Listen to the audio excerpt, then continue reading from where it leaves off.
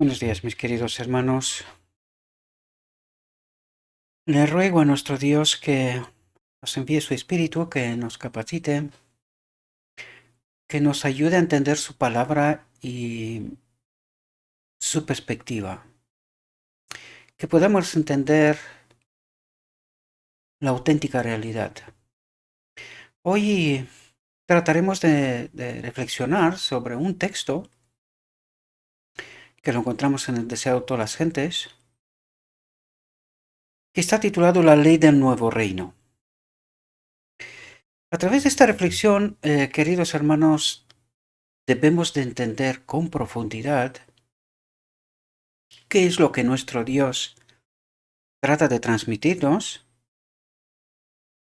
y haciendo una evaluación con la realidad en la cual vivimos, tenemos que darnos cuenta si estamos en obediencia, si somos parte de este reino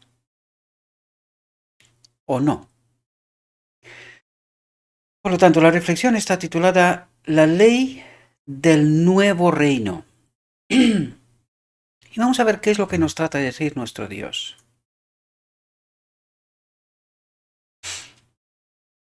El tiempo de la Pascua se estaba acercando. Y de nuevo, Jesús se dirigió hacia Jerusalén. Su corazón tenía la paz de la unidad perfecta, con la voluntad del Padre. Y con paso ansioso avanzaba hacia el lugar de sacrificio. Pero un sentimiento de misterio, de duda y temor sobrecogía a los discípulos. El Salvador iba delante de ellos y se espantaban y le seguían con miedo. Es tremendo porque fijaos cuál era su preocupación, por qué estaban espantados, por qué tenían miedo. Y tenemos que mirar tipo antitipo. Siempre os invito a que hagáis esto, porque es así como debemos de entender y asumir lecciones, ¿verdad? Tratar de entender realidades. Ver si sus experiencias se repiten hoy y cuáles son los fundamentos, las razones, ¿verdad?, de estas experiencias, para que podamos entender y evaluar nuestra realidad. Y fijaos lo que dice. Otra vez Jesús llamó así a los 12 y con mayor claridad que nunca, fijaos, con mayor claridad que nunca, les describió su entrega y sufrimientos. He aquí, dijo él, subimos a Jerusalén y serán cumplidas todas las cosas que fueron escritas por los profetas del Hijo del Hombre. Profetas del Hijo del Hombre.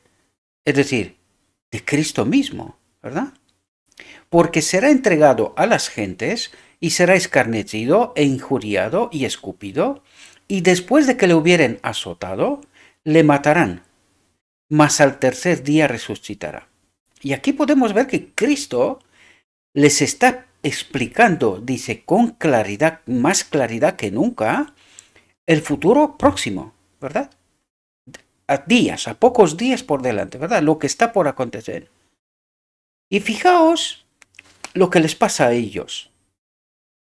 Dice, pero ellos nada de estas cosas entendían. Y esta palabra les será encubierta, dice, y no entendían lo que se decía. Ahora, para que puedas entender esta frase, dice, pero ellos nada de estas cosas entendían. Y tenemos que entender en este cuadro, en esta perspectiva, tenemos que entender que es Cristo. Es Cristo mismo lo que les explica la verdad. O sea, ¿qué más podía hacer? Pero fijaos por qué los discípulos no logran entenderle. Fijaos, porque tenemos que entender por la frase que leímos al principio. Dice, el Salvador iba delante de ellos y se espantaban y le seguían con miedo.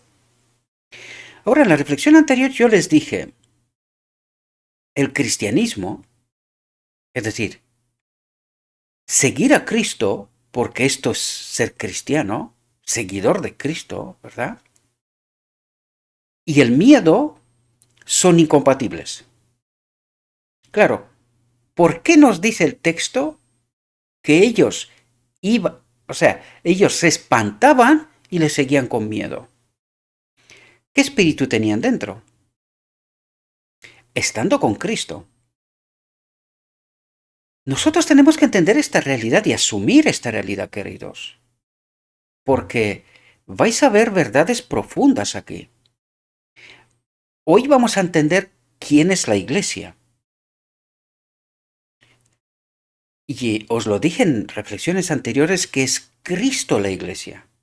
Por lo tanto, los apóstoles estaban con o en la iglesia con miedo, es decir, con un espíritu extraño.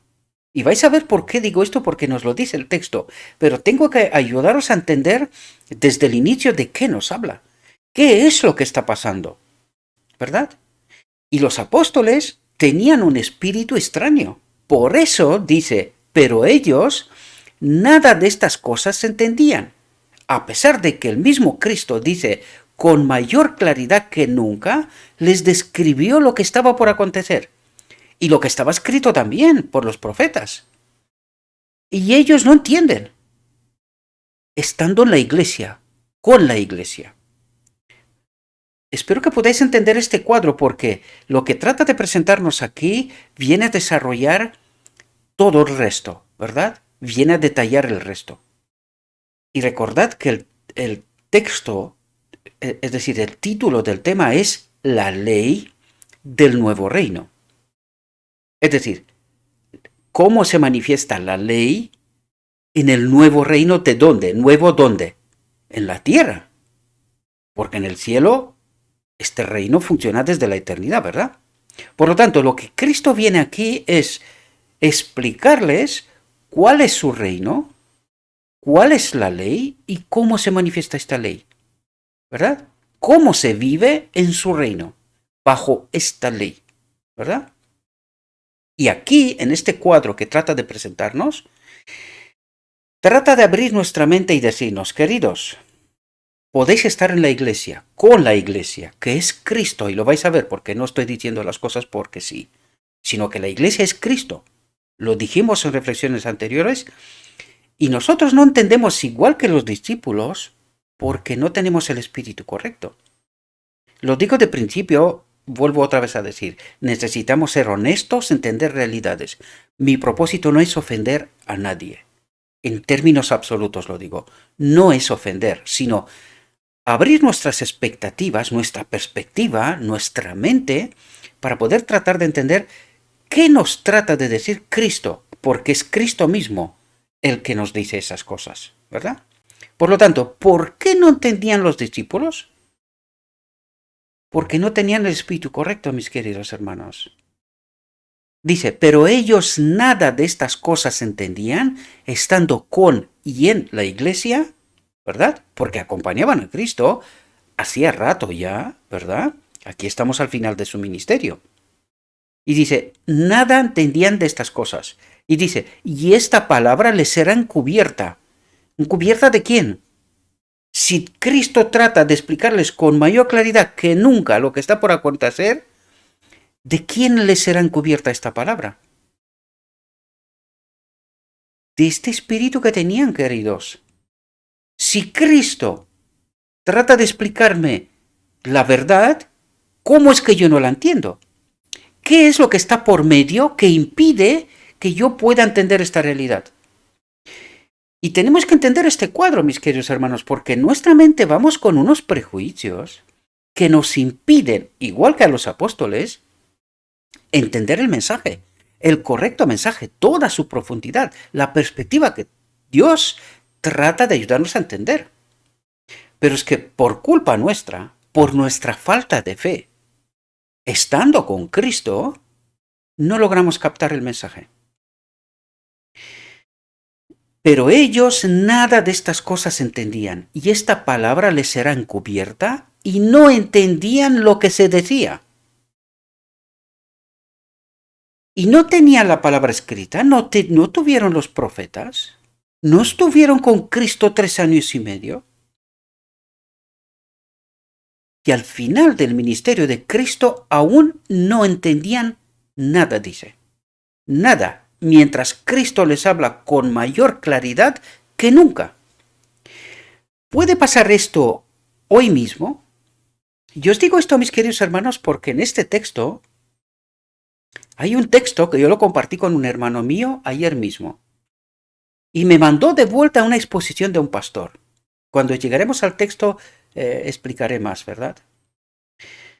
Pero quiero que entendamos qué concepto tenemos nosotros y lo errados que estamos en no entender lo que Cristo trata de revelarnos, y nosotros vivimos en un mundo construido por nosotros mismos, por el hombre quiero decir, creemos más a los hombres que a Cristo, más en lo que dicen los hombres que en lo escrito está. Y cuando Cristo trata con mayor claridad de explicarme la realidad, yo rechazo, debido a mis prejuicios, a nuestra mentalidad, a lo que los maestros de Israel trata una y otra vez de implementar en medio de nosotros, de tal manera que somos, ni ellos no entienden, o si entienden, manipulan con mucha destreza, ni nosotros tampoco. Y no dijimos en la última reflexión que todos aquellos que están acompañados por el Espíritu de Cristo tienen esa destreza, este ajuste fino en detectar el engaño y la mentira cuando se le predica o se le presenta, ¿verdad? Pero esto solamente es posible cuando el Espíritu de Cristo nos acompaña. Si no nos acompaña, si no está con nosotros, si no estamos dispuestos a someternos a su santa voluntad, no entenderemos. Y esto es justo lo que está pasando aquí. Los apóstoles no logran entender a Cristo. ¿Hay alguien que les puede explicar más que Cristo? No. Les explica a Cristo mismo con mayor claridad que nunca y no entienden. ¿Por qué subrayo tanto esto? Porque, queridos, ¿nos pasa esto a nosotros?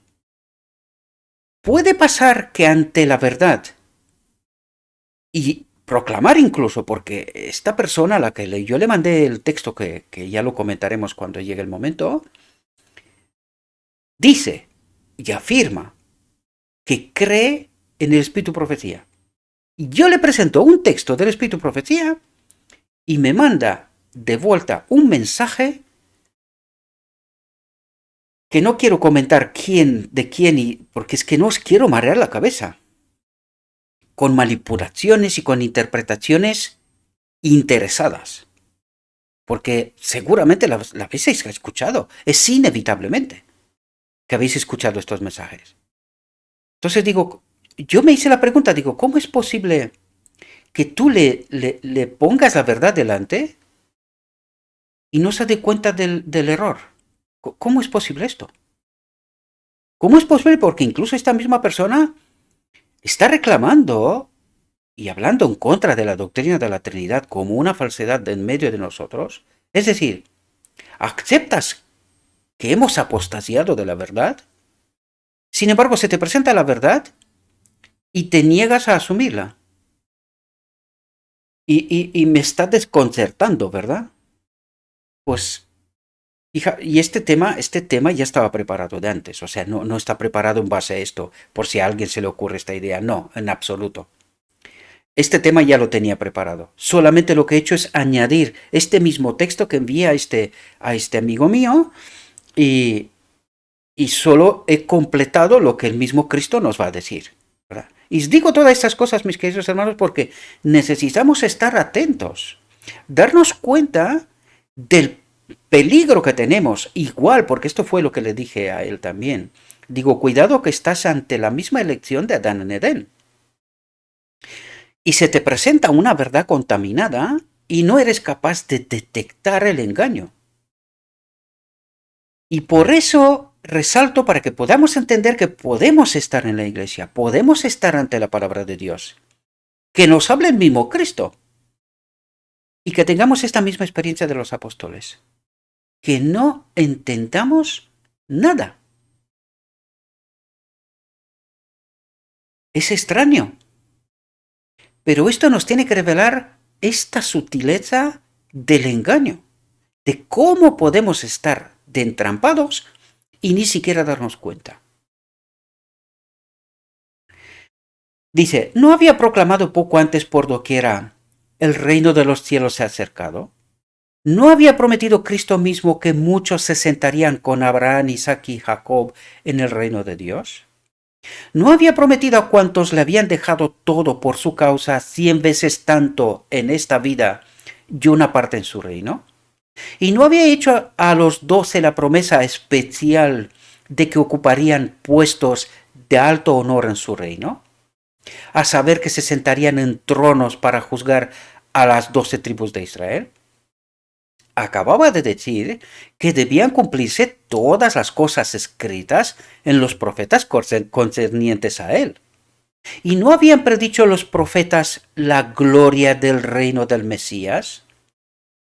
Fijaos la confusión, porque claro, cuando tú no entiendes en la profundidad, no estás conectado con el Espíritu de Cristo, aún teniendo a los profetas, aún el mismo Cristo hablando estas realidades, no captas la perspectiva, no entiendes el mensaje. Fijaos, dice, frente a estos pensamientos, sus palabras tocante a su entrega, persecución y muerte parecían vagas y confusas. ¿Y por qué? En primer lugar, tenemos que entender un hecho importante. Las profecías de Isaías con respecto al Mesías estaban prohibidas, lo siguen hoy día, todavía tienen este prejuicio. De hecho, anteayer vi una presentación de un supuesto Mesías en Israel, aceptado ya por los ortodoxos judíos, ¿verdad? Presentándolo como que es el Mesías, que ha venido el Mesías. Y presentando ciertas cualidades que esta persona tiene. Es un hombre, es un ser humano. La Biblia nos advierte sobre estas realidades, ¿verdad? Pues fijaos cómo logramos nosotros ser confusos ante la palabra de la verdad que la tenemos, porque tenemos la verdad. Eso mismo creían ellos también, que ellos tenían la verdad y que ellos obedecían a Dios. Sin embargo, Cristo les dijo que lo profundamente engañados que estaban, ¿verdad? Los maestros de Israel. Pero es que no les pasaba solo a los maestros. Es que fijaos a los discípulos, al final del ministerio de Cristo, siguen sin comprender nada. Y esto es debido a que fueron selectivos en cuanto a las profecías con respecto al Mesías. Al no entender, al no aceptar, al no estudiar las profecías que tenían que ver con el Mesías, no entendían lo que estaba pasando, no entendían lo que el Cristo les decía, porque fueron selectivos en cuanto a la palabra de la verdad. Aceptaban algunas cosas y otras no. ¿Y de dónde venía el engaño? De los maestros de Israel. Qué curioso, ¿verdad? ¿Cómo se repite la historia? Y seguimos estando ciegos. Ellos creían que a pesar de cualesquiera dificultades que pudieran sobrevenir, el reino se establecería pronto. Y no se dieron cuenta que el reino ya estaba. Porque el reino es Cristo mismo. Cristo es el reino. Ya estaba. El reino ya estaba. Y no se dieron cuenta. Juan hijo de Zebedeo, había sido uno de los primeros discípulos que siguieran a Jesús. Él y su hermano Santiago habían estado entre el primer grupo que había dejado todo por servirle. Alegremente habían abandonado su familia y sus amigos para poder estar con él. Habían caminado y conversado con él. Habían estado con él en el retiro del hogar y en las asambleas públicas. Él había aquietado sus temores, aliviado sus sufrimientos y confortado sus pesares. Los había librado de peligros y con paciencia y ternura les había enseñado hasta que sus corazones parecían unidos al suyo y en su ardor y amor anhelaban estar más cerca de él que nadie en su reino. En toda oportunidad posible, Juan se situaba junto al Salvador y Santiago anhelaba ser honrado con una estrecha relación con él. Por lo tanto, fijaos, más cerca de Cristo no se puede estar. Sin embargo, estaban equivocados. Y vamos a verlo. La madre de ellos era discípula de Cristo también, ¿verdad? Y le había servido generosamente con sus recursos. Con el amor y la ambición de una madre por sus hijos, codiciaba para ellos el lugar más honrado en el nuevo reino. Por esto, los animó a hacer una petición. La madre y sus hijos vinieron a Jesús para pedirle que les otorgara algo que anhelaban en su corazón. Os dije antes que no tenían el espíritu correcto, ¿verdad? Pues aquí podemos ver cómo se manifiesta la antiley. Y vamos a entender precisamente, porque aquí nos coloca el contraste entre cuál es la ley y qué no es la ley, o la antiley, como la llamo yo, ¿verdad? ¿Cuál es su reino y cuál no es su reino? Y todo esto se lo enseña en medio de los apóstoles y con ellos mismos, para darnos a ti y a mí, querido, una lección que nos tiene que servir hasta en la eternidad, que es donde yo deseo y espero, confío, que estemos todos. Algún día, en la eternidad, me gustaría que hablemos de estas cosas, ¿verdad? Abiertamente, sin prejuicios, sin este velo que nos impide hoy entender la realidad, la perspectiva que Dios trata de presentarnos. Y que constantemente, mis queridos hermanos, no sé si decir que rechazamos, aunque el resultado final es esto, ¿no? Pero no somos capaces de romper este velo y mirar más allá, ¿verdad? Mirar y llegar hasta esta perspectiva que Dios trata de presentarnos. Y fijaos lo que hace Cristo. Dice, ¿qué queréis que os haga?, preguntó él. La madre pidió, di que se sienten estos dos hijos míos, el uno a tu mano derecha y el otro a tu izquierda en tu reino. Esta es la manifestación de la antiley en realidad. Porque, ¿cuántos apóstoles eran? 12.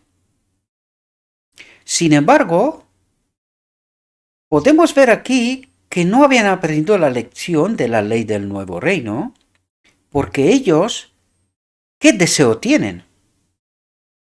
De este espíritu extraño, que lo hablamos en la reflexión anterior, de enseñorearse sobre los demás. Y este no es el espíritu de Cristo. Este es un espíritu extraño. Lo más curioso es que fijaos lo que lo motiva. Vamos a ver qué nos dice Cristo, ¿verdad? Dice, Jesús los trató con ternura y no censuró su egoísmo por buscar preferencia sobre sus hermanos, sobre los otros apóstoles, ¿verdad? Leía sus corazones y conocía la profundidad de su cariño hacia él. Es decir, parten de un razonamiento que podía ser aceptable, ¿verdad? Sin embargo, el resultado es desastroso. El amor de ellos no era un afecto meramente humano, ¿verdad? Porque nos acaba de hablar, lo dejaron todo por Cristo, ¿verdad? Aunque fluía a través de la terrenidad de sus conductos humanos, era una emanación de la fuente de su propio amor redentor. Él no lo criticó, sino que lo ahondó y purificó, dice. Aquí es interesante. ¿Cuál es la obra de Cristo hoy, en el día de la expiación? La purificación, ¿verdad? La santificación. ¿Qué es lo que hizo Él justo antes de ser crucificado, resucitado, irse al cielo? Purificó a los apóstoles, ¿verdad? ¿Cómo? Con la verdad. Es decir, ellos estaban confusos. Lo leímos antes. Estaban confusos. Sin embargo, Cristo los purifica. ¿Cómo? Explicándole la verdad. Enseñándoles cuál es el error. ¿Por qué su perspectiva era errónea, equivocada? ¿Y cuál era la auténtica? Y dice, él no lo criticó, sino que lo ahondó, es decir, profundizó en el tema y lo purificó, es decir, trató de quitar fuera todo lo que era basura, quedándose con lo que era puro, lo que era verdad. Dijo, ¿podéis beber el vaso que yo he de beber y ser bautizados del bautismo de que yo soy bautizado? Ellos recordaron sus misteriosas palabras que señalaban la prueba y el sufrimiento, pero contestaron confiadamente, podemos. Consideraban que sería el más alto honor demostrar su lealtad compartiendo todo lo que aconteciera a su Señor. ¿Eran ellos realmente conscientes de lo que esto significa? Pregunto, ¿lo somos nosotros? ¿Somos tan rápidos como ellos en decir que nosotros también podemos beber de este vaso? ¿En verdad lo estamos dispuestos? Porque Cristo viene a explicarnos esta realidad, esta perspectiva. ¿Cómo se entra en el reino de Dios? O mejor dicho, ¿cómo se sale de este reino? Vamos a ver si podemos nosotros entender también en profundidad y también estamos dispuestos, como los apóstoles, aunque ignoraban por ahora de qué se trataba, pero cuando entendieron, sí que fueron hasta el final. Entendieron que de este reino no se puede salir de otra manera y que en el reino de Cristo no se puede entrar de otra manera. Y vamos a ver si nosotros también estamos dispuestos a esto. Y Cristo les dice, a la verdad, mi vaso beberéis, y del bautismo de que yo soy bautizado, seréis bautizado, dijo él. Delante de él había una cruz en vez de un trono, esto era la puerta de la salida, y por compañeros suyos a su derecha y a su izquierda dos malhechores. Es decir, si queréis entrar en el reino de Dios, tenéis que pasar por la cruz. Es decir, morir a sí mismos. ¿Estamos nosotros dispuestos también a esta realidad? ¿Queremos salir de este reino en verdad, pasando por la cruz para poder entrar en el reino de Dios? Por eso les decía la palabra, el que quiere preservar su vida la perderá, mas el que la pierde la ganará. Pues de esto nos habla Cristo. ¿Estoy dispuesto a pasar por la cruz? ¿Estoy dispuesto a morir para vivir? Juan y Santiago tuvieron que participar de los sufrimientos con su maestro. uno fue el primero de los hermanos que pereció a espada. Pasó por esta puerta, ¿verdad? El otro, el que por más tiempo hubo de soportar trabajos, vituperio y persecución. Sabemos que fue el último de los apóstoles que murió, y murió en Patmos, ¿verdad? Mas el sentaros a mi mano derecha y a mi izquierda, continuó Jesús, no es mío darlo. Y es interesante lo que dice aquí. Dice, no es mío darlo, sino a aquellos para quienes está aparejado. ¿De quién? Del Padre. Por lo tanto, ¿quién es la máxima autoridad? El Padre. El Padre, junto con el cielo, ha de evaluar nuestra obra. Y en base a esta obra, decidirá. Y fijaos lo que nos dice a partir de aquí.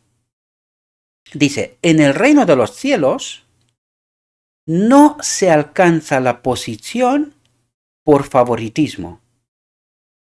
No se la gana ni se la recibe como un regalo arbitrario. Aquí quizás deberíamos de pararnos un momento, porque el cristianismo de hoy cree que se puede entrar, es decir, se puede salir de este reino de cualquier manera y se puede entrar en el reino de Dios con facilidad. Peca hasta que Cristo viene, cree y serás salvo, sin entender cuál es la puerta de salida y de entrada en el nuevo reino. Y no entendemos esta realidad, queridos. Es más, nos negamos a aceptar esta realidad. Sin embargo, Cristo mismo nos señala la puerta de salida y de entrada en el nuevo reino. Solamente y solamente así podemos entrar en el reino. Fijaos lo que nos dice. Es decir, el reino de los cielos no se alcanza la posición por favoritismo, no se la gana ni se la recibe como un regalo arbitrario. Dice, es el resultado del carácter. Nosotros decimos, según lo escrito está, que el carácter es el pasaporte de entrada en el reino de los cielos. Es decir, el pasaporte que tenemos que presentar en la puerta para poder entrar en el reino de Dios. Estoy hablando figurativo para que me podáis entender. Porque a partir de aquí trata de explicarnos cómo se logra ese carácter. ¿Cómo se logra ese carácter? Sin el cual no entraremos en el reino de Dios.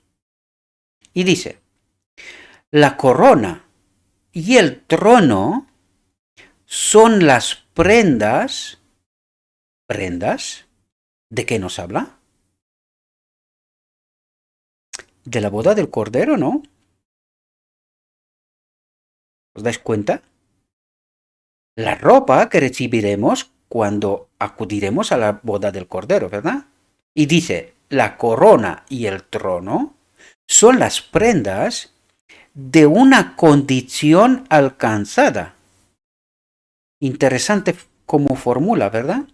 Dice, una condición alcanzada.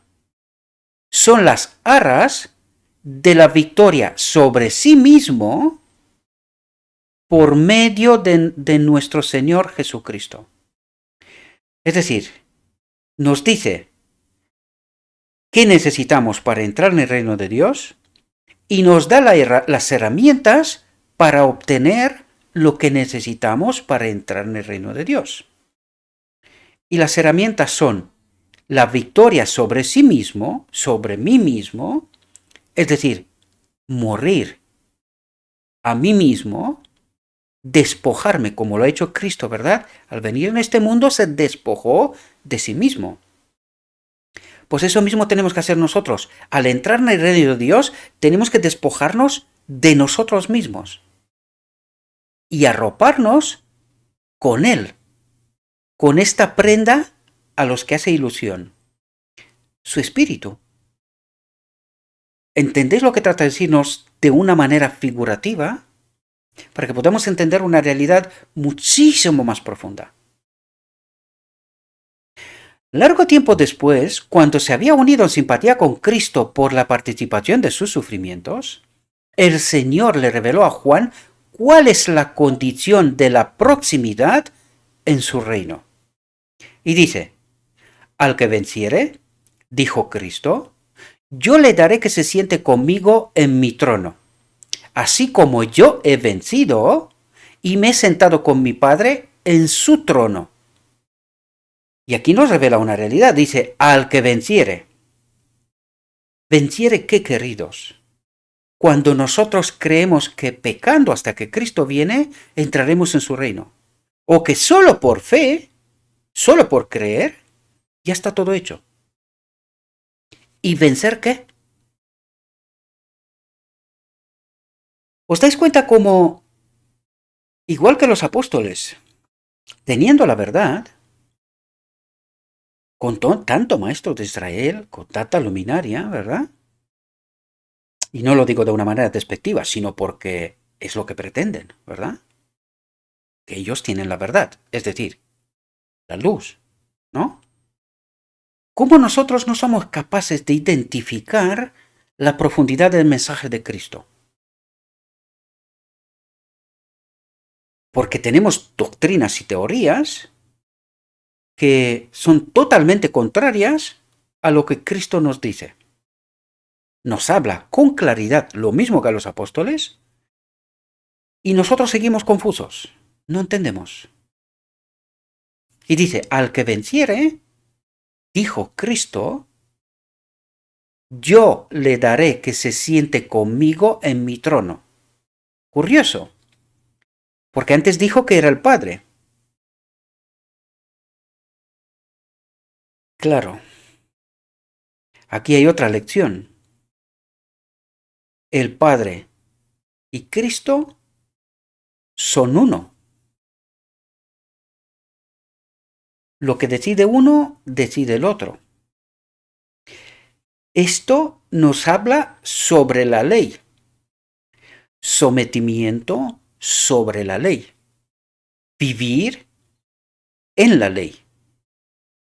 Dice, yo le daré que se siente conmigo en mi trono, así como yo he vencido y me he sentado con mi Padre en su trono. Al que venciere, yo lo haré columna en el templo de mi Dios. Ahora, aquí hay una pregunta importante. Dice, yo lo haré columna en el templo de mi Dios. ¿Este templo está construido? Ya está. ¿Y desde cuándo? ¿Desde cuándo está este templo construido? ¿Y por qué dice que él hará columnas que sostienen ese templo? ¿Qué tratará de decirnos? Si este templo está desde la eternidad, ¿cómo que este templo está sin columnas? Aquí hay una verdad profunda, mis queridos hermanos, que tampoco comprendimos. No entendemos qué es el templo de Dios. No entendemos esta profunda realidad. Este templo está desde la eternidad hasta la eternidad. Pero no es lo que nosotros imaginamos. Es mucho más allá. Es toda la creación de Dios. Este es su santuario, del cual este mundo aún no es parte. Lo fue, pero se salió. Ahora este mundo ha de ser purificado para ser llevado al templo de Dios, al santuario de Dios. Y que esta figura es mucho más amplia. Por eso dice que los apóstoles serán columnas en este templo, que sostendrán el templo de Dios en la eternidad. Esto quiere decir que los apóstoles podrán contar con todos los redimidos una historia que el cielo solo ha visto, pero no ha vivido. Por eso los apóstoles serán columnas en este templo. Sostendrán el gobierno de Dios durante la eternidad. Por eso trato de explicaros que aquí hay mucha más profundidad, mis queridos hermanos, sobre cuál no paramos a meditar y identificar realidades profundas, lecciones que Dios trata de darnos. Y al no estar atentos, al estar con el velo, al no ser provistos de su espíritu, no captamos, no detectamos en toda su profundidad. Al que venciere yo lo haré columna en el templo de mi Dios, y nunca más saldrá fuera, dice, del templo. ¿Entendéis de lo que nos habla? Y escribiré sobre él, fijaos lo que dice, escribiré sobre él el nombre de mi Dios, del Padre. ¿Esto qué significa? Tendrá el Espíritu del Padre, tendrá la ley, nos hace referencia a la boda del Cordero, al decreto divino. Esto es lo que trata de decirnos. Y, fijaos lo que dice, y mi nombre nuevo. Es decir, tendrá el Espíritu del Padre y el Espíritu de Cristo. Esto es lo que trata de decirnos, queridos. Y esto también nos quiere decir que son una. El apóstol Pablo escribió, porque yo ya estoy para ser ofrecido, y el tiempo de mi partida está cercano. He peleado la buena batalla, he acabado la carrera, he guardado la fe, por lo demás me está guardada la corona de justicia. El Espíritu, el nombre del Padre, el Espíritu del Padre, la ley, ¿verdad? La cual me la dará el Señor juez justo en aquel día. ¿De qué nos habla Pablo? De final del día de la expiación, del decreto divino, de la boda del Cordero. ¿Entendemos? El que estará más cerca de Cristo será el que en la tierra haya bebido más hondamente, dice, del espíritu de su amor desinteresado. Uy, uy, uy, uy, uy, qué palabras más profundas aquí, ¿verdad? Dice, el que estará más cerca de Cristo, ¿dónde? En su trono, en su reino, ¿verdad? El que estará más cerca de Cristo será el que en la tierra haya bebido más hondamente del espíritu de su amor desinteresado. Amor que no hace sin razón, no se ensancha, no busca lo suyo, no se irrita, no piensa el mal.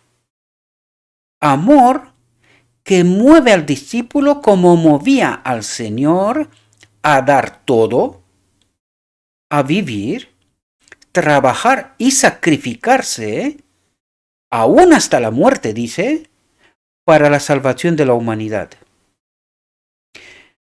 ¿Entendemos lo que significa salir por la puerta de este reino y entrar por la puerta del reino de Cristo? ¿Entendimos nosotros cuál es el condicionante? Lo que ha de fundamentar nuestro carácter.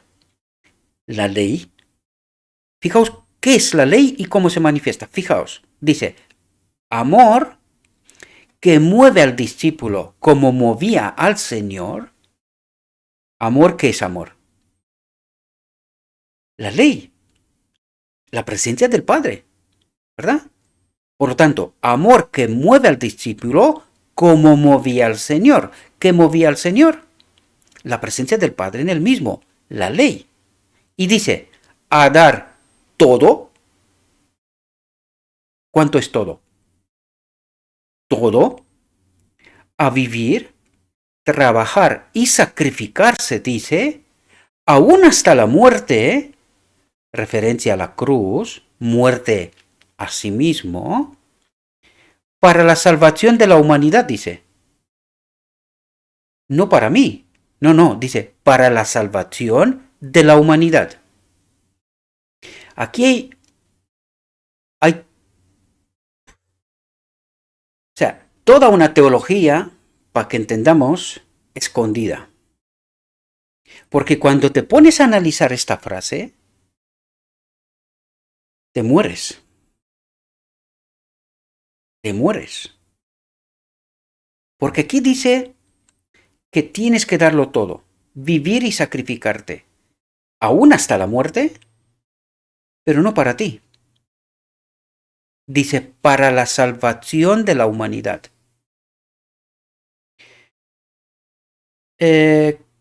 Cuando yo me miro en este espejo y analizo mi realidad, hay algo de lo que Cristo me está diciendo de qué es la ley, qué es su reino, ¿verdad? Hay algo de lo que me está diciendo Cristo en mí y en la iglesia que supuestamente es de Cristo. ¿Vemos esto en medio de nosotros? ¿Veo esto en mí mismo? ¿Tengo esta disposición? ¿Quiero pasar por esa puerta? ¿Y cómo concuerda esto que pecamos hasta que Cristo viene o solo creer y ya está hecho todo? ¿Cómo encaja? Digo todas esas cosas, mis queridos hermanos, porque creo que vivimos un falso evangelio. Alguien nos está contando una verdad contaminada. Y que de ninguna manera con esta verdad contaminada podemos pasar por esta puerta en el reino de Dios. Y no cuestionamos, no nos preguntamos, no tratamos de entender por qué Cristo dice esto. Y esto nos revela que no entendemos la ley y no entendemos ni siquiera el reino de Dios, el cual dijo que Él lo trajo en medio de nosotros. Dice, está en medio de nosotros, pero ¿vivimos nosotros esta ley y en su reino? Lo vivimos según lo que acabo de decir, porque está escrito, no lo digo yo, está escrito. Amor que mueve al discípulo como movía al Señor, a dar todo. Cuando dice todo, ¿cuánto es todo? Evaluado vosotros, a vivir, trabajar y sacrificarse aún hasta la muerte. O sea, esto es todo para la salvación no mía, dice de la humanidad. Esto es una entrega total, completa, incondicional a Cristo. ¿Esta es nuestra experiencia real? ¿Lo es? ¿Y seré salvo? Interesante cuestionamiento, sobre cual os invito, mis queridos hermanos, que paréis a pensar, porque no es cualquier cosa. Si quieres ser salvo, y quiero ser salvo, no es cualquier cosa.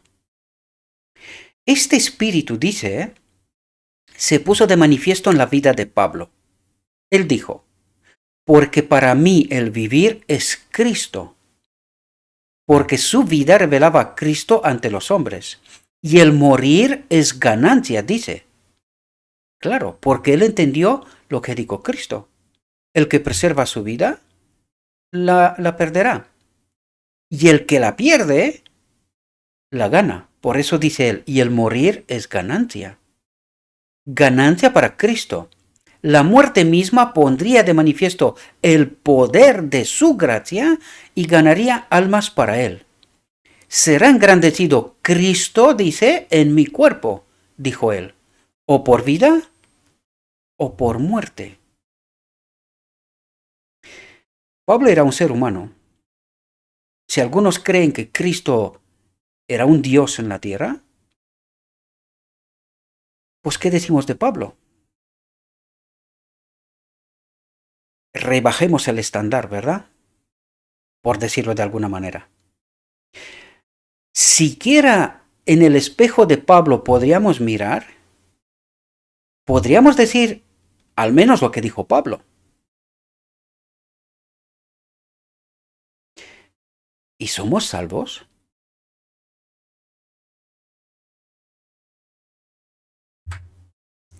Cuando los 10 se enteraron de la petición de Santiago y Juan, se disgustaron mucho.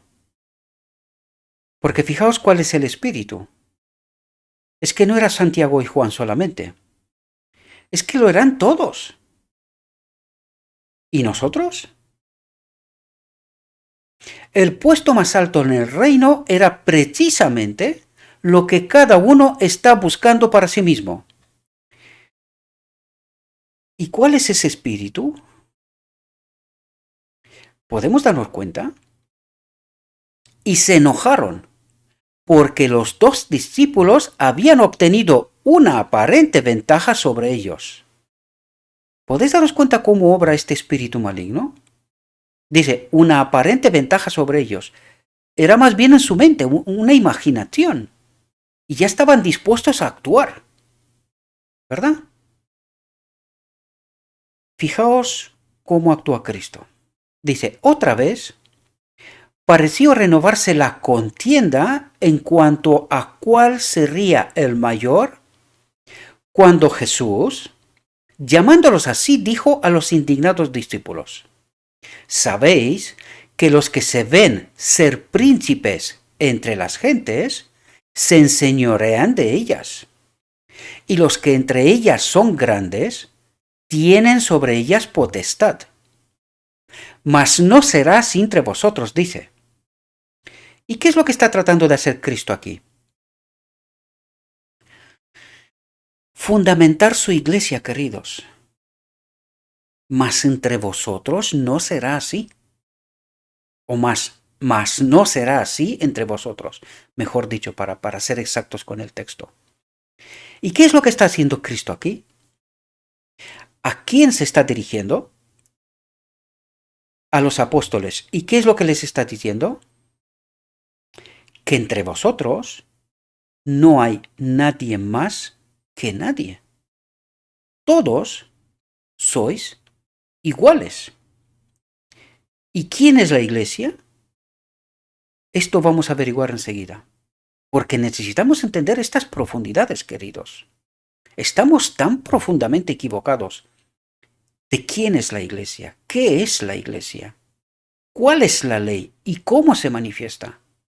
Y nosotros nos atrevimos a decir que somos seguidores de Cristo, es decir, cristianos, sin comprender lo que Cristo nos quiere decir, nos quiere transmitir, nos quiere enseñar. A través del mismo. Es la lección de su propia vida. Dice, en los reinos del mundo, la posición significaba engrandecimiento propio, es decir, la antiley, egoísmo, yo soy más, yo sé más, yo soy la autoridad. ¿Entendemos? Se obligaba al pueblo a existir para beneficio de las clases gobernantes. La influencia, la riqueza y la educación eran otros tantos medios de dominar al vulgo para que sirviera a los dirigentes. ¿Cuáles eran los medios para dominar? Dice, la influencia, la riqueza y la educación. ¿Esto ocurre entre nosotros? ¿Esto nos clasifica? El que más tiene, la riqueza, el que más educado está, ¿verdad? ¿O la influencia? ¿Está esto en el medio del pueblo de Dios? ¿Esto clasifica al pueblo de Dios? ¿Ocurre esto en la iglesia? Y si es así, ¿de quién es esa iglesia? Vamos a seguir porque necesitamos entender verdades, queridos hermanos, profundas, a las cuales nos negamos a tratar de entender. Las clases superiores debían pensar, decidir, gozar y gobernar. Las inferiores debían obedecer y servir. Pero esto no era solamente para el mundo. Ahora viene para nuestra casa. Y dice, la religión, como todas las demás cosas, era asunto de autoridad. Dice, era asunto de autoridad. ¿Y quién es la autoridad? Se esperaba que el pueblo creyera y practicara lo que indicaran sus superiores. ¿Superiores? ¿En la iglesia de Cristo? ¿Pero no dijo Cristo, mas no será así entre vosotros? Interesante, porque aquí necesitamos entender verdades, queridos. Lo repito y lo subrayo porque necesitamos entender quién es la iglesia, qué es la iglesia, quién es la ley, cómo se manifiesta. Necesitamos entender estas cosas, queridos. Si no, no podemos entrar por la puerta del reino de Dios. Se esperaba que el pueblo creyera y practicara lo que indicaran sus superiores. Cuando dice pueblo se refiere a la iglesia. Se desconocía totalmente el derecho del hombre como hombre de pensar y obrar por sí mismo.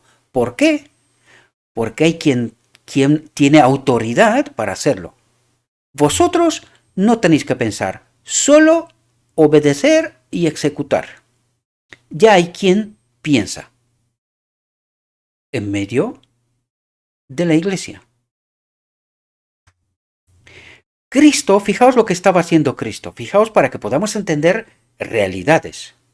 Cristo estaba estableciendo un reino sobre principios diferentes, dice. Él llamaba a los hombres no a asumir autoridad, sino a servir, a sobrellevar los fuertes las flaquezas de los débiles, los fuertes las flaquezas de los débiles. ¿Es así como pasa en la iglesia?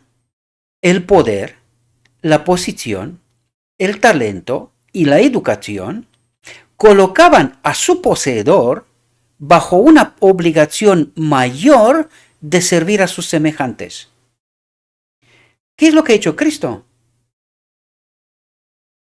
Le ha dado la vuelta al sistema. ¿Cómo está el sistema en este mundo? ¿Y cómo está en el reino de Dios? El que más autoridad tiene es el que más sirve. ¿Es lo que está pasando en la iglesia? ¿Entendimos nosotros bien los principios del reino de Cristo?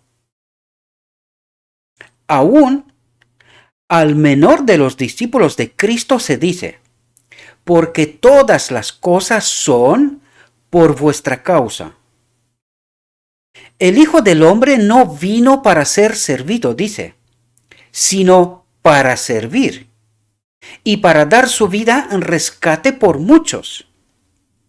Él nunca se colocó a sí mismo como autoridad, sino que fue la verdad, el espíritu que habitaba en él, el que lo puso donde realmente era su sitio. Él nunca habló sobre sí mismo. Él siempre presentó la autoridad al Padre. ¿Esto ocurre en medio de nosotros?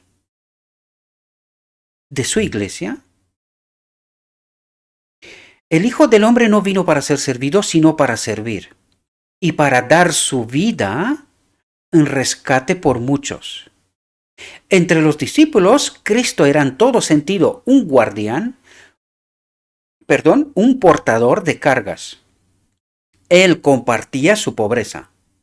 Practicaba la abnegación personal en beneficio de ellos. Iban delante de ellos para allanar los lugares más difíciles y pronto iba a consumar su obra en la tierra entregando su vida. Fijaos lo que nos dice aquí.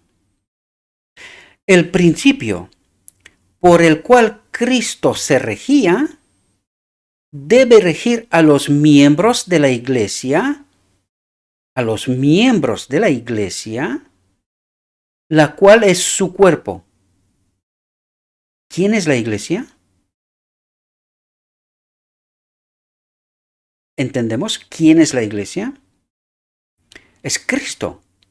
Y nosotros hemos de ser parte de Cristo.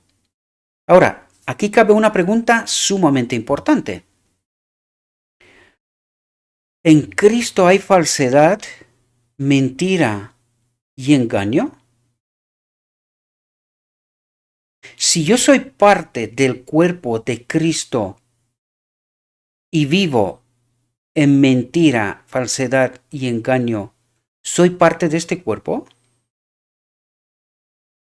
Puede parecer baladí la pregunta, pero no lo es en absoluto.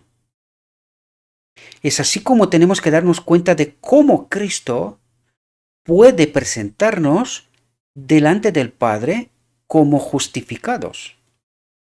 Esto es una cuestión sumamente importante, queridos. Y necesitamos comprender esta realidad. El plan y fundamento de la salvación es el amor. ¿Entendimos bien esto? Fijaos lo que dice. El plan y fundamento de la salvación es el Padre. Es la ley. Es el amor. ¿Entendemos ahora? ¿Entendéis la primera venida silenciosa de Cristo? ¿Entendéis la boda del Cordero? ¿Entendéis el decreto divino en donde será puesto la ley, el amor en nosotros antes de que venga Cristo? Porque esto ocurre antes de que venga Cristo. Ahora, cuando nos dice el plan, ¿quién ha hecho el plan de salvación? ¿Y cuándo? El Padre, con Cristo, desde la fundación del mundo, es decir, desde antes que existiera nada. Y dice, el plan y fundamento de la salvación es el amor, es el Padre. Por lo tanto, cuando viene Cristo y no encontrará el Espíritu del Padre en nosotros, ¿podemos entrar en el reino de Dios? ¿Podéis entender de lo que nos habla aquí, queridos? ¿Y podéis entender lo que significa vivir en el reino de Dios en la ley? ¿Podéis entender toda esta lección que trata de darnos Cristo? Dice, en el reino de Cristo, los mayores, en el reino de Cristo, es decir, en el cielo, los mayores son los que siguen el ejemplo dado por Él y actúan como pastores de su rebaño. Es decir, en la pirámide revertida, ¿verdad? Que es en el reino de Dios, que es el reino de Dios, que es el principio de sacerdocio de Melquisedec, ¿quién es el que más sirve? Dios está abajo, Cristo, y de ellos emana la vida hacia todos los demás. ¿Quién sirve a todos los demás? Ahora podemos entender, dice, en el reino de Cristo los mayores, el Padre, Él, los querubines, arcángeles, ángeles, todos los demás, sirven a los que más bajos de la creación están. ¿A quién? Al hombre. A los seres creados. ¿Ahora entendéis la realidad? Ahora, cuando tú entiendes esta realidad, y nosotros decimos que somos el pueblo de Dios, la iglesia de Dios, ¿es así como funciona la iglesia? ¿Bajo este principio? ¿Entendimos nosotros la lección que Cristo trata de darnos? ¿O vivimos bajo otro esquema.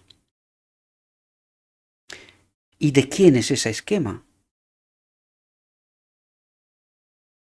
Espero que podamos entender la realidad y la profundidad de lo que Cristo trata de decirnos, mis queridos hermanos. Y aquí no se trata de desmontar nada, porque ya lo montó Cristo. Y está bien montado. Lo único que nos falta es entender cómo funciona la ley, cómo funciona el gobierno de Dios, aquí y en la eternidad, y nosotros elegir someternos a este gobierno, a esta ley. Esta es la elección de Adán en Edén y esta es constantemente nuestra elección. Por lo tanto, cuando nos sometemos a Cristo, a su gobierno, a su ley, ¿es esta iglesia en la que estamos? ¿Esta iglesia se rige según estos principios del gobierno de Dios, según esta ley? ¿O están sobre otros principios, sobre otra ley? Necesitamos hacernos preguntas, mis queridos hermanos, porque si no entendemos y creemos que somos salvos porque acudimos a un lugar y que nosotros lo llamamos iglesia y vivimos bajo otra ley y nosotros la llamamos cristianismo, a lo mejor estamos engañados, igual que los apóstoles, teniendo a Cristo a nuestro lado, porque Él está más que dispuesto a tener reunión conmigo y contigo, pero no en engaño y en falsedad. ¿Podéis entender todos esos mecanismos que venimos tratando aquí para poder entender realidades de verdad profundas? Y que podamos entender qué es la ley, cómo se manifiesta, quién es la iglesia y cómo esta iglesia ha de ser parte de su reino desde ahora. Y si no lo es, ¿pretendemos entrar en el reino de Dios? Pues no entendemos que nosotros tenemos que experimentar esto ahora. Si no lo experimentamos ahora, no lo experimentaremos nunca. No nos dice Dios que aunque nos metería en su reino, no nos va a gustar. Por lo tanto, no entraremos. Si no experimentamos esto ahora, no lo experimentaremos nunca, porque no nos va a gustar. Y aquí tengo un texto que es el texto que os comentaba yo al principio, que se lo mandé a mi amigo, y al cual me mandó como respuesta un sermón, al cual no voy a hacer referencia porque lo siento que tengo que decir esto, pero es una basura, no era más que una hora de manipulación. Manipular según esta organización, ¿verdad? A las cuales tenemos que traer ofrendas y diezmos, ¿verdad? Para que algunos puedan ejercer su autoridad. No la de Cristo, su autoridad, ¿verdad? Pero vamos a ver aquí si entendemos cuál es la iglesia, cómo la mira Dios. ¿Cuál es su auténtica iglesia? Y fijaos lo que nos dice aquí. Dios posee una iglesia. Dice, no es una catedral, ni la iglesia oficial establecida, ni las diversas denominaciones. Nos quedamos sin iglesia, queridos, según el concepto que tiene la mayoría. ¿Os dais cuenta? Nos quedamos sin iglesia, sea que es católica, ortodoxa o cualquier otra denominación. Nos acaba de dejar sin iglesia, porque Cristo dice que Dios posee una iglesia, pero no es ninguna de estas, ni una catedral, ni la iglesia oficial establecida, ni las diversas denominaciones. Y fijaos cuál es su iglesia construida sobre su principio, que es el principio eterno. Fijaos lo que dice, sino el pueblo que ama, dice. Ama, no repudia, no. Ama a Dios y guarda sus mandamientos. ¿Cuál es su iglesia? Espero que podamos entender esta profunda realidad, queridos, que rechazamos. Rechazamos mientras decimos que nosotros tenemos la verdad, creemos la verdad incluso en el espíritu profecía, pero rechazamos esa verdad. Y no logramos entender cuál es la auténtica iglesia sobre la cual nos habló Cristo hasta ahora a los apóstoles. Les dijo, mas entre vosotros no será así. Vosotros no ejerceréis autoridad unos sobre otros, porque todos sois iguales, sometidos a la ley, a Dios. ¿Podemos entender? Sino el pueblo que ama a Dios y guarda sus mandamientos. Porque donde están 2 o 3 congregados en mi nombre, allí estoy yo en medio de ellos. Por lo tanto, ¿cuál es la iglesia? Donde están 2 o 3 congregados en mi nombre, allí estoy yo en medio de ellos. Aquí está la iglesia, quiere decir, porque la iglesia es Cristo. Sin Cristo no hay iglesia, no hay ley, no hay salvación, no hay nada. ¿Podemos entender? Aunque Cristo esté aún entre unos pocos humildes, dice, esta es su iglesia. ¿Qué me decís, queridos? Aunque Cristo está aún entre unos pocos humildes, esta es su iglesia. Pues sólo la presencia del alto y sublime, que habita la eternidad, puede constituir una iglesia. ¿Quién es la iglesia? ¿Dónde está la iglesia? Espero que podamos entender la realidad, mis queridos hermanos. Y esto no es para nada contradictorio con la iglesia. Lo único que nosotros vivimos en un engaño y no entendemos qué es la iglesia, quién es la iglesia, qué es la ley, cómo se manifiesta. Esto es todo. Porque su iglesia está organizada. Lo hablamos en reflexiones anteriores, igual que en su reino. Pero en su reino solo hay una autoridad. La ley, a la cual el mismo Cristo se somete y es parte de ella. Desgraciadamente nosotros vivimos bajo la antiley, experimentamos la antiley, a esto le llamamos iglesia, y en estas condiciones el pueblo supuesto o profeso de Dios cree que es salvo.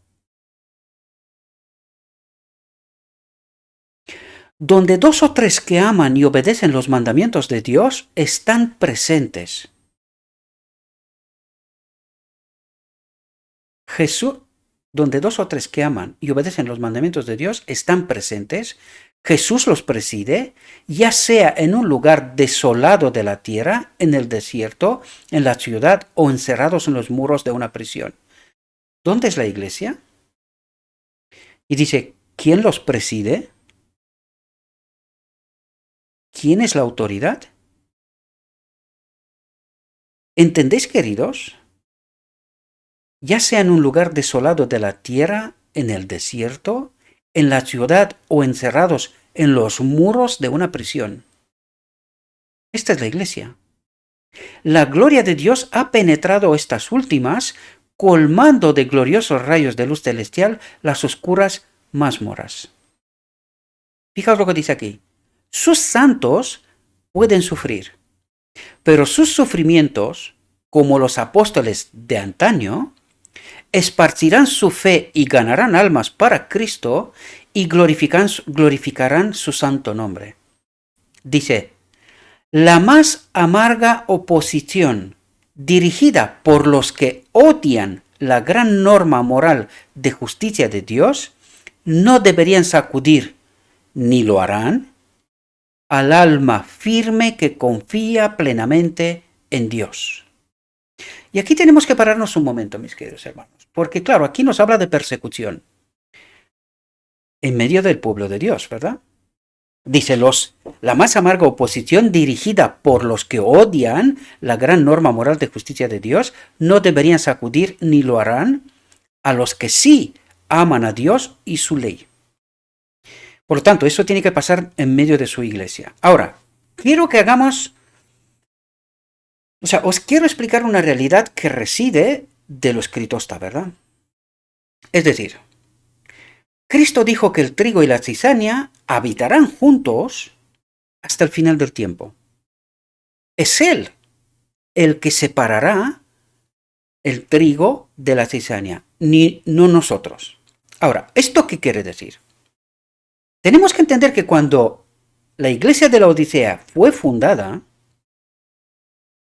esta iglesia fue purificada primero. Es decir, tuvo que redescubrir y reasentar los principios de la iglesia apostólica, ¿verdad?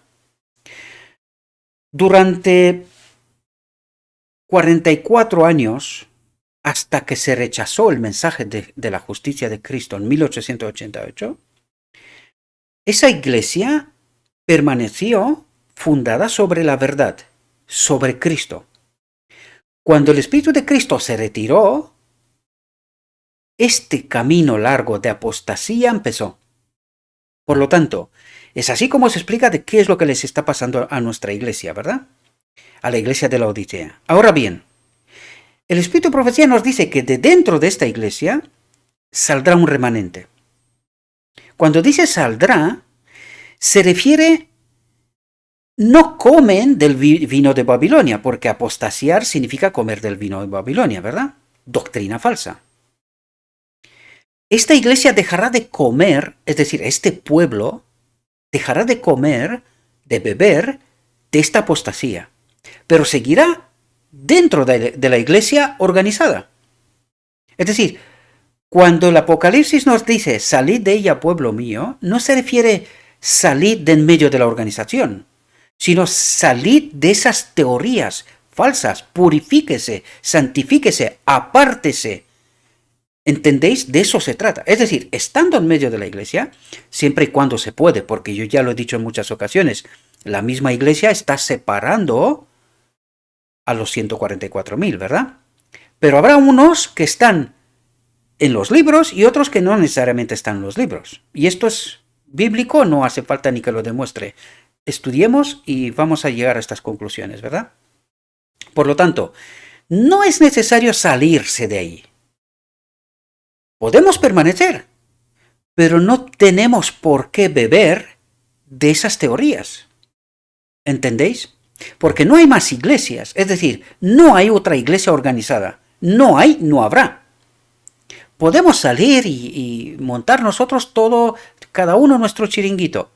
Pero esto no significa necesariamente iglesia. No es la iglesia que bíblicamente se puede demostrar. No hay más iglesia. La iglesia de la Odisea es la última. Ahora, lo que nosotros tenemos que hacer es no beber de esta falsa doctrina, aún permaneciendo. Esto no va a ser fácil, porque por eso dice que habrá oposición. Este no es el único texto, hay muchos textos. Habrá oposición. Claro, para que haya oposición, se supone que tiene que haber hacia quién esta oposición. Por lo tanto, se entiende que está dentro. Ahora, ¿qué es lo que tiene que hacer el pueblo de Dios? ¿Por qué nos dice que hemos de pasar por la cruz? ¿Por qué nos dice que nosotros hemos de sacrificar nuestra vida por amor, por la salvación de nuestros hermanos, ¿verdad? Por la humanidad, dice, ¿verdad? Pero la humanidad son nuestros hermanos. En realidad, hemos de salvar, ¿verdad? cooperar y colaborar con Cristo en esta obra. Lo estudiamos, venimos tratando precisamente estos asuntos. Necesitamos entender la verdad. Por lo tanto, para que haya oposición se supone que tiene que haber hacia quién tener oposición. Por lo tanto, los hijos de Dios, ¿qué es lo que harán? Clamarán la apostasía, la falsedad. Lo que estamos tratando de hacer en este ministerio. Yo sigo yendo a la iglesia. Que me marginalizan, que algunos me miran de aquella manera. ¿Y qué?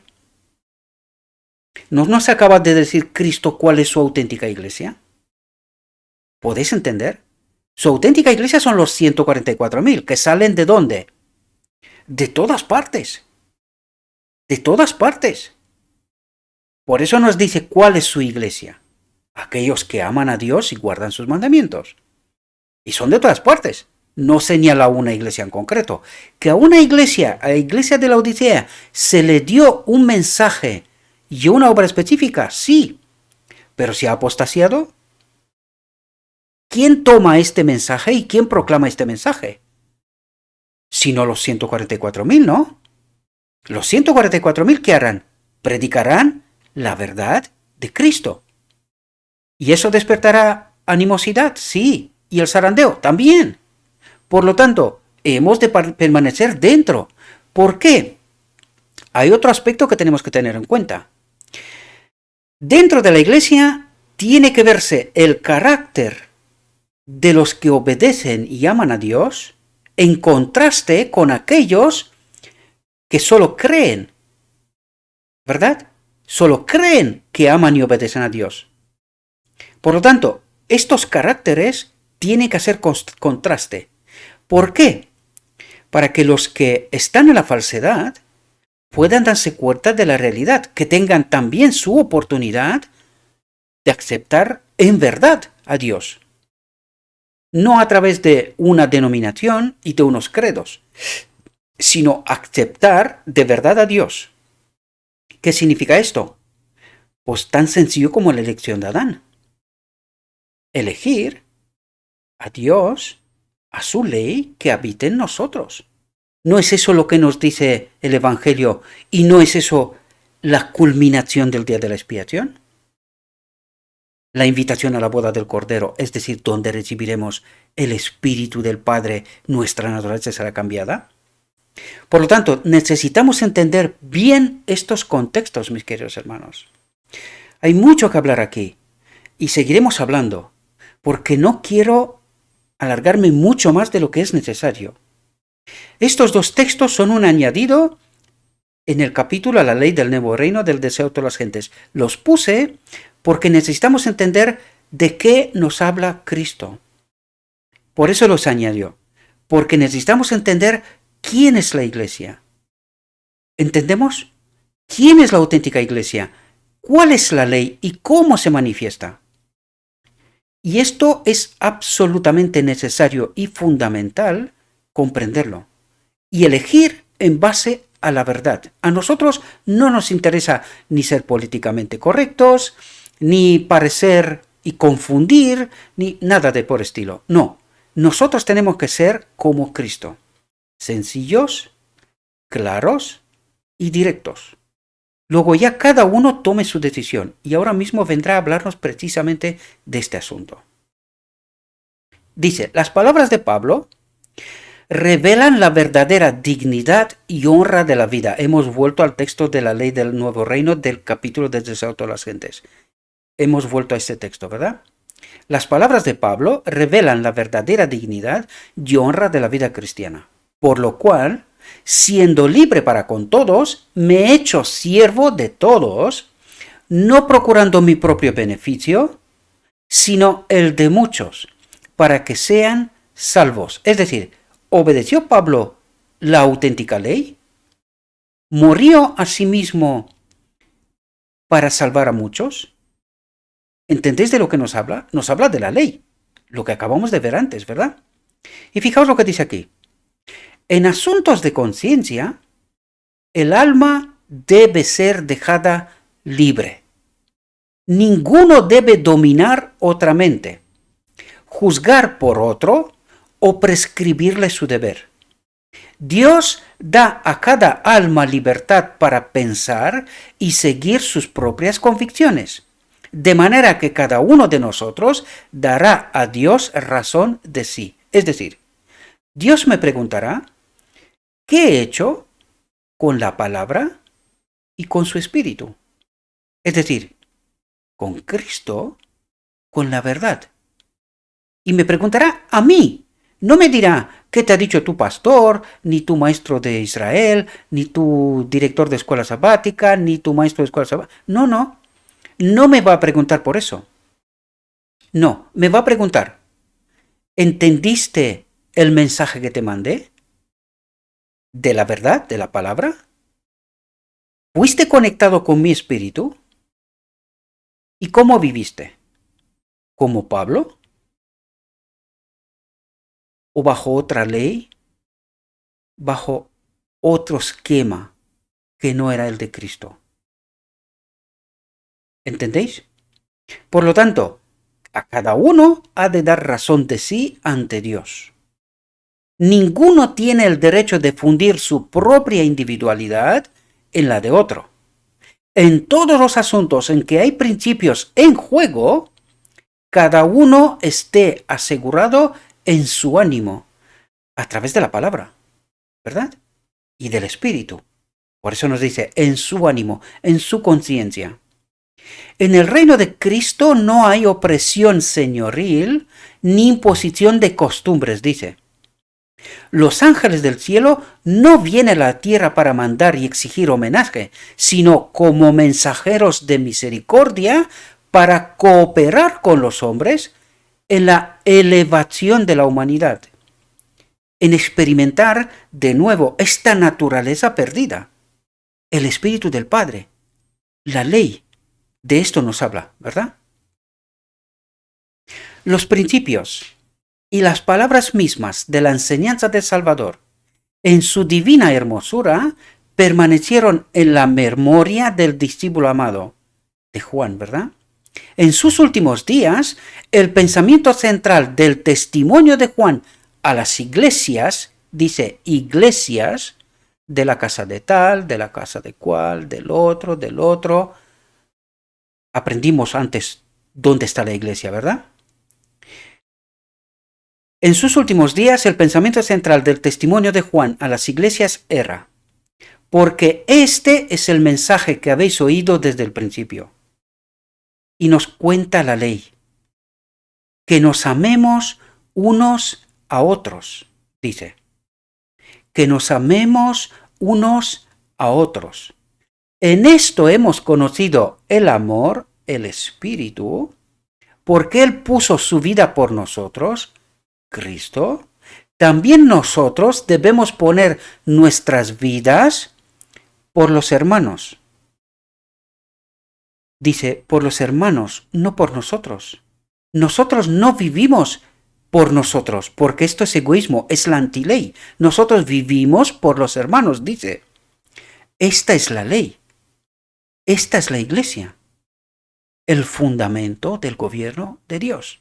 Su reino en la tierra también.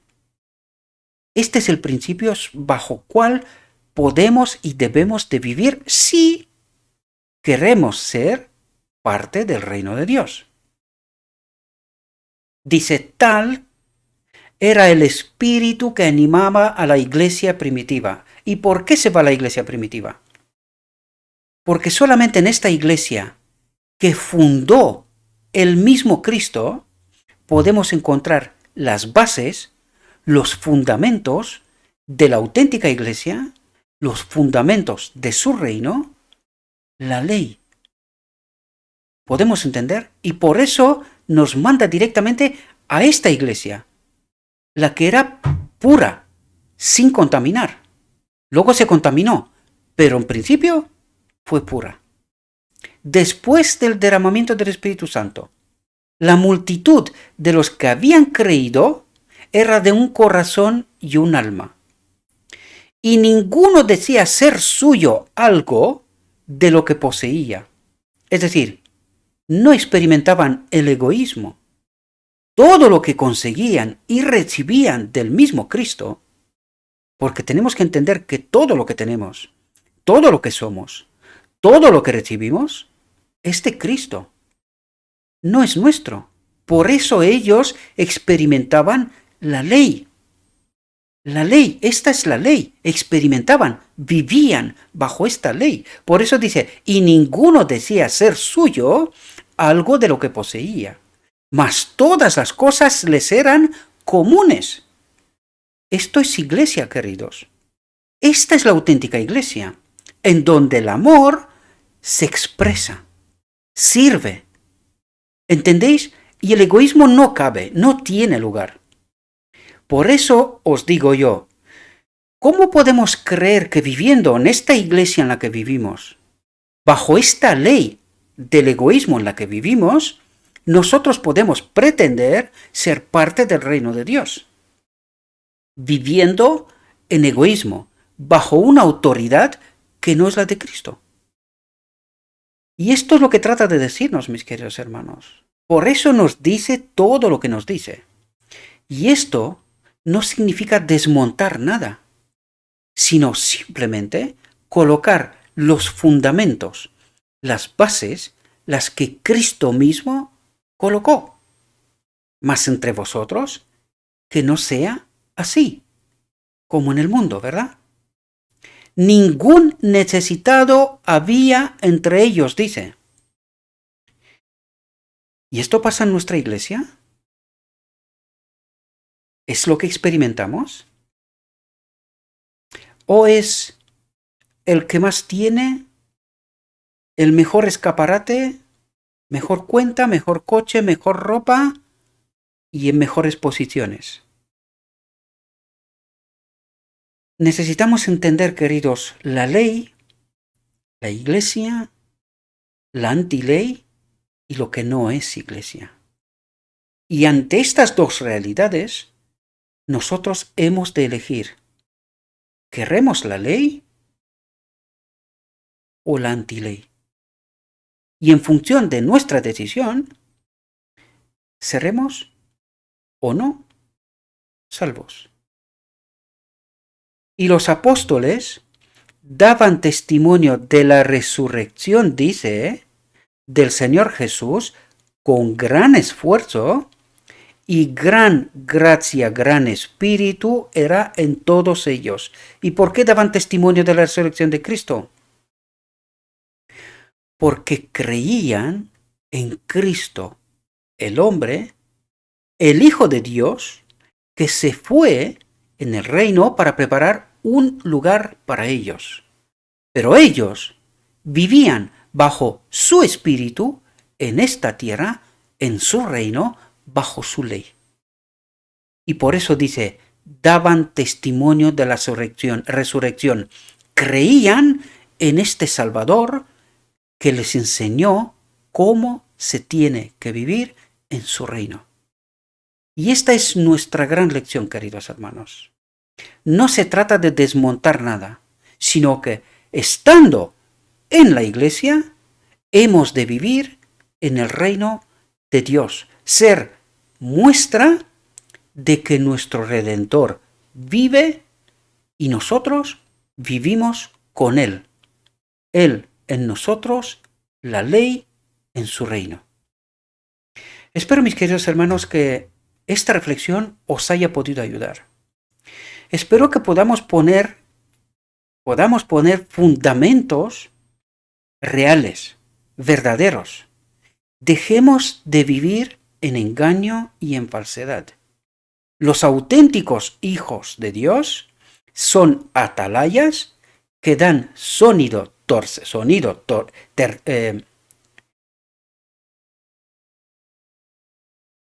un sonido verdadero a la trompeta. No me sale la palabra, os pido disculpas. Dan sonido verdadero con la trompeta. Es decir, alzan su voz ante lo que es falso, engaño, hipocresía.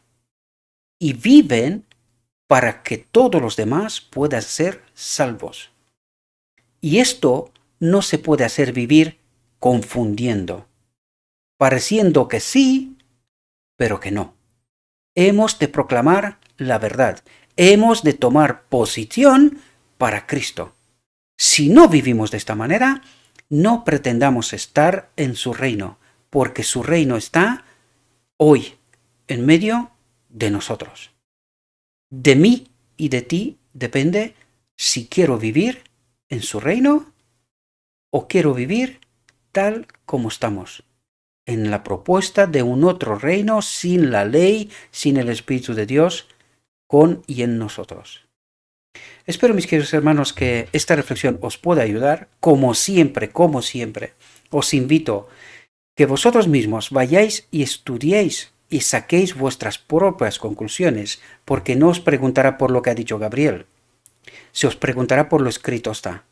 ¿Y cuál fue vuestra decisión? Y yo ruego a nuestro Dios que envíe su Espíritu, que nos capacite a todos, que podamos entender la verdad tal como está escrita, tal como es en Jesús, y que en base a esta verdad tomemos cada uno de nosotros nuestras propias decisiones. Os deseo, mis queridos hermanos, que tengáis un próspero día y que en todo lo que os he dicho, os lo he dicho en nombre de Cristo Jesús. Amén.